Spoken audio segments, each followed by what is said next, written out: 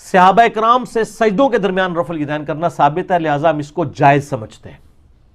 میں خود بھی کر لیتا ہوں، ہاتھ چھوڑ کے بھی نماز پڑھ لیتا ہوں۔ ابن زبیر کا المصنف ابن ابی شیبہ میں موجود ہے، ہاتھ چھوڑ کے نماز پڑھتے تھے۔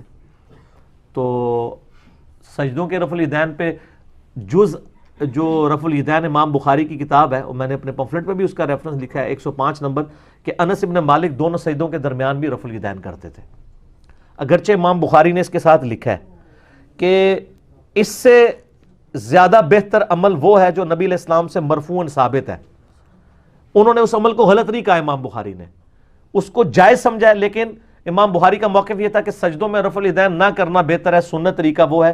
ہمارے نزدیک یہ ہے کہ جب کوئی صحابی بھی عمل کر دینا اور دوسرا صحابی مخالفت نہ کرے تو وہ بھی سنت مانی جائے گی۔ تو سجدوں میں رفع الیدین اگر کوئی کر لیتا ہے تو بالکل جائز ہے۔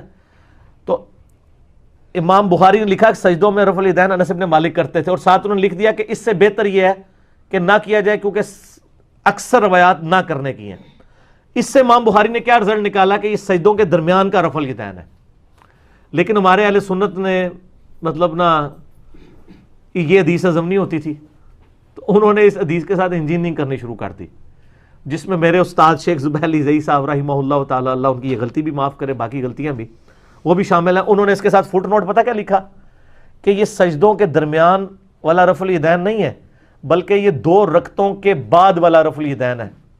اور انہوں نے کہا یہ جو الفاظ ہے نا سجدتین بین السجدتین، تو سجدتین سے مراد ہے رکعتین۔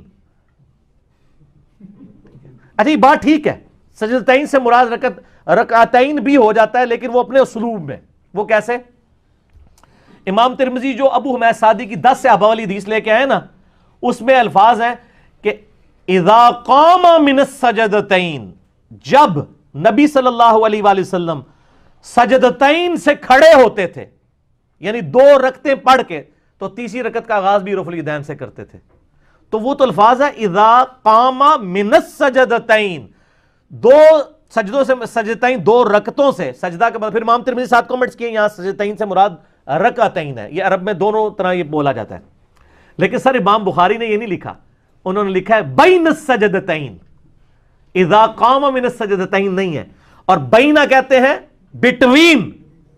اچھا، اور اگر یہ کہیں کہ بٹوین سے مراد ہے 2 رکعتوں سے کھڑا ہو کے وہ بٹوین اتنا لمبا کہانی کرائیں، تو سر امام بخاری نے ساتھ اس کا چور دروازہ بند کر دیا۔ امام بخاری نے اس کے ساتھ لکھا ہے لیکن نبی علیہ السلام کا عمل افضل ہے، وہ زیادہ ثابت ہے کہ سجدوں کے درمیان رفع الیدین نہ کیا جائے۔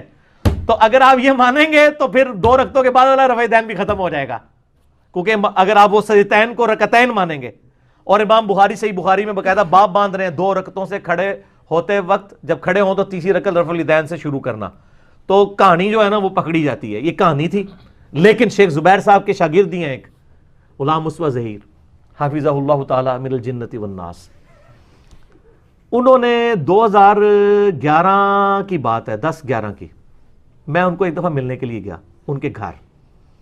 تو ان دنوں وہ نیا انہوں نے رسالہ نکالا تھا ضرب حق کے نام سے نا، قافلہ حق نکلتا تھا الیاس گمن صاحب کا دیوبندیوں کا، اس کے جواب میں انہوں نے نکالا ضرب حق، دونوں سرگودے سے نکلتے تھے۔